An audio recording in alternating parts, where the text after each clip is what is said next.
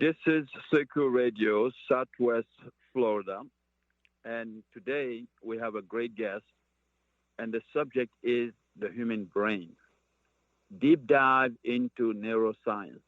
And the first question, we're still on it, is sleep. Patrick, what are the 10 active things you can do to get a better sleep? 10 things. As you said in part one, Sekou, sleep is essential. And I'm here today, part two, Sekou Radio. I want to give each of our listeners 10 things, concrete things they can do every single night to get a good night's sleep. Now I'll get into it. Number one, get in bed before 11 p.m. There's a lot of research that shows if you get in bed and let's say get 8 hours of sleep, from 10 p.m. to 6 a.m. versus, we'll say, 1 a.m. to 9 a.m. The person that got in bed before that kind of 11 p.m., the person that slept from that 10 to 6 range, wakes up feeling more rested. They get full REM and deep sleep, stage 3 cycles fully.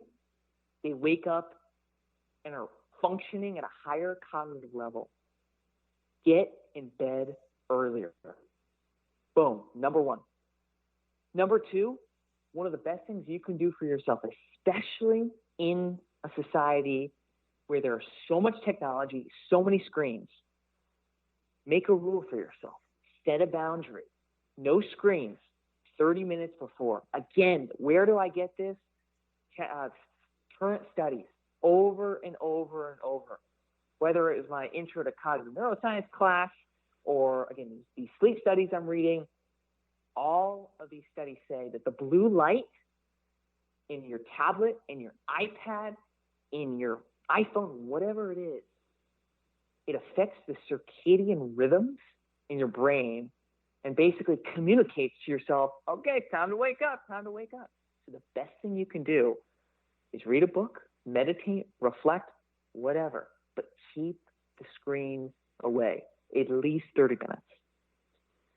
Number three, this is something interesting, and a lot of our listeners probably have not heard before, but I'm going to share it. It's like a secret one. Sleep with as little technology in your room as possible.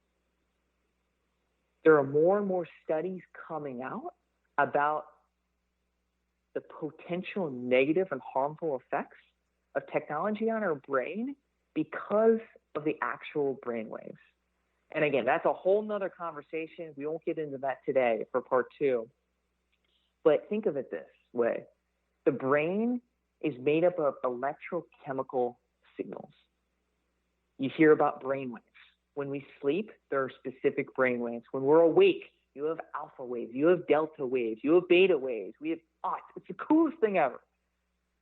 But when you have technology, when you are sleeping and functioning in general, those radio waves that are coming from your phone, coming from your iPad, those are mixing, those are affecting your own brain waves. And so one of the things I've done personally is I say, okay, I'm going to put my computer in the other room. I still have my phone in the room because I use that as my alarm, but I just try and limit the amount of technology in my room. Number 4, breathe before bed. That's one of the last things I personally do before going to bed, is in this routine. I would encourage every one of our listeners to develop some sort of nightly routine before getting sleep. I always end my routine with at least 10, if not 15 deep breaths. The breath is key to quieting our mind. We all have thoughts. We all have anxieties. We're all thinking about the next day. One of the easiest ways to fall asleep is employing techniques to quiet the mind. And one of the easiest ways to quiet the mind is by breathing. Breathe in on the inhale and focus on breathing fully out on the exhale. Breathing before bed. Number 5, a lot of people will say to me, Patrick, I just have so much trouble falling asleep. My mind just keeps going. How do I quiet the mind? And one thing I've experimented with this for years now because I struggled for so long to fall asleep. One thing that I do every night that has helped me, I can't even tell you how many hours it saved me of bed, in being in bed, waiting to fall asleep.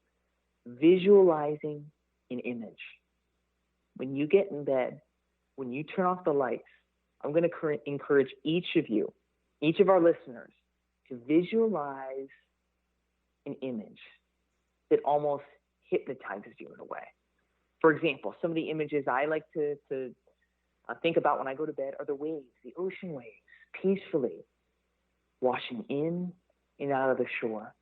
I also like to picture a thermometer, the red line going up and down, up and down. The brain loves images. The brain attaches itself to image. And when you've heard people say before, man, I need images to learn. I'm a very picture-based individual. The reality is all of us remember things more. All of us can quiet our mind when we utilize images. So tie an image to your breath. On the inhale, the thermometer is going up. On the exhale, release, the thermometer is going down. That'll put you in a state. It's putting me in a state of restfulness right now. Number 6, cool the room down. Science shows that when we sleep, our body temperature actually drops 1 to 2 degrees Fahrenheit. That's crazy. I didn't even know about that until about a year ago. When I heard, I was like, no wonder I love sleeping and it's a little bit cooler. One of the best things you can do if you have the opportunity is either throw on the air conditioning, cool the room down, sleep without a shirt, sleep without socks, whatever you can do to cool your body down. Because when you sleep, your body temperature actually goes down. Next one.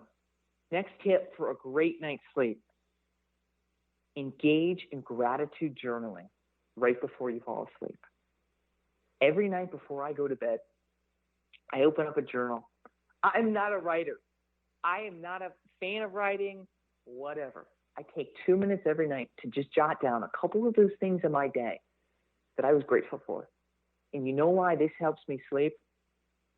Because every single time I get in bed, I feel like I was literally able to close the book for the day. And no matter if I had the best day of my life or one of the worst days, there's always something to be grateful for. And when you put yourself in a state of gratitude, that's another way of calming your mind. That's another way of letting go of those thoughts that keep you awake. We're on to number 8 now. Number 8, another concrete way to help you get a good night's sleep. Make the room that you're sleeping in as dark as possible.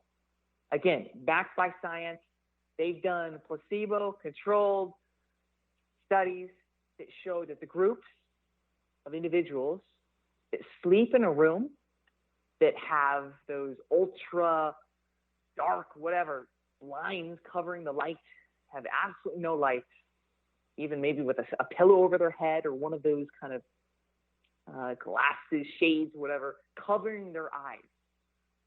Those individuals have deeper sleep and wake up the next day with the quality off the charts compared to the other group.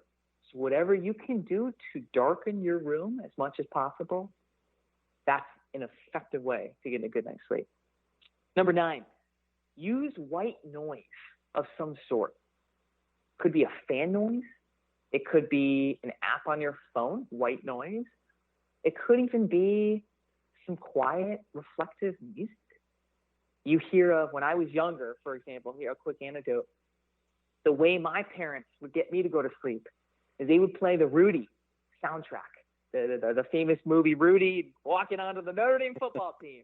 I still think about being a 2-year-old, because it's implanted in my memory. But one of the best things we can do, any of us can do, I sleep with a fan in my room. I sleep with fan noise, white noise every night. Is by having white noise to sleep with, again, you're occupying a part of your brain that wants to latch onto those thoughts, those anxieties, focused on tomorrow. Try it. Even if it's just, it doesn't even have to be that loud, but give your mind something to be occupied with. And finally, the last tip I would have for anyone to get a good night's sleep is, okay, let me paint the picture. You got in bed, you're excited, I mean, come on, you darkened the room, you did the gratitude journaling, you're in bed at 10:30. You just hit the lottery. Huge. But you can't fall asleep. Oh no. You're in bed for 30 minutes, it's 40 minutes. When it hits about 45 minutes that you've tried sleeping, 40 to 45 minutes, get up and get out of bed. Again, research shows that people who do actually stay in bed after about 45 minutes tend to continue to think, oh, I'm not sleeping. The next day is going to be crazy. They start to get anxious, and all that does is perpetuate the cycle of not being able to sleep.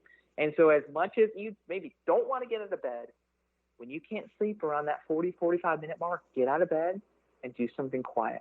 Reflect, jot down your thoughts, open up a book, breathe, meditate, whatever it is, and then get back in bed. 10 tips for a great night's sleep, things each of us can do every single day. That was good, Patrick. That was very good. I'm sure this is Sekou Radio. If you just listening to us, our guest is Patrick Quinn, and we're taking a deep dive into human brain and deep dive into neuroscience, and we debating the sleeping habit of our society. Patrick, I think if we talk about top 10 to do, what about talking about top 10 food for the brain? Because the brain being the central, the most important part of our human existence, what do we do to feed this brain? What are the top 10 food you will recommend to people? I'm so glad you brought this up, Sekou, because fuel, as we talked about in part 1, fueling our body, fueling our brain is something we can do every day. We don't have a lot of control of life. Life will hit you when you're not expecting it. But what you do put in your body, water, food, you do have some control over that. So 10 foods I'd recommend to anyone. This is actually, I'm not going to take credit for these foods. It's Jim Quick. He has his own podcast. He's an incredible neuroscience host. Amazing. 10 foods that I've learned from him that are essential for the human brain. We'll dive right in. Number 1, avocado. Okay, all those listening, I don't know if you're big on vegetables, you even had an avocado, whatever. But think about getting an avocado in your diet. This is so good to allow the blood to flow to your brain. It's a source of healthy blood flow and monounsaturated fats. So essentially, your brain needs blood, like every single organ in your body. And so if you want your brain to get the full amount of blood every day, think about adding an avocado to your diet. Number 2, berries, but specifically blueberries. One of the best things you can eat every day, blueberries. It prevents oxidative stress to your brain. People are thinking, okay, what the heck does that mean? I'll translate. Your brain ages just like every single part in your body, every single organ.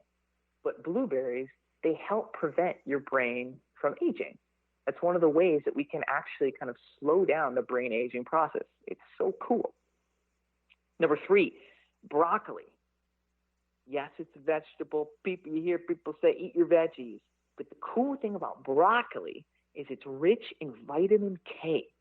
which is actually known to enhance your cognitive function.